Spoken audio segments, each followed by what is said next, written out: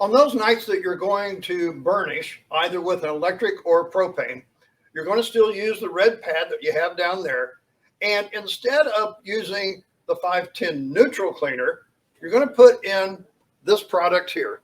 This is the 410 Gloss Restore. Now, what are you going to do with this?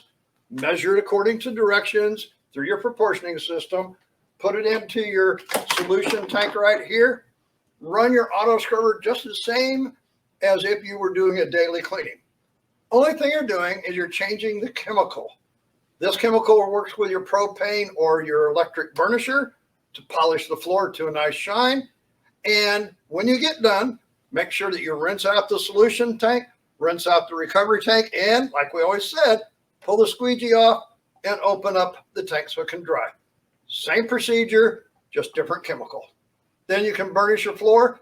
Always remember, after you burnish, damp mop the floor to pick up that little bit of fine debris that the burnisher is going to leave.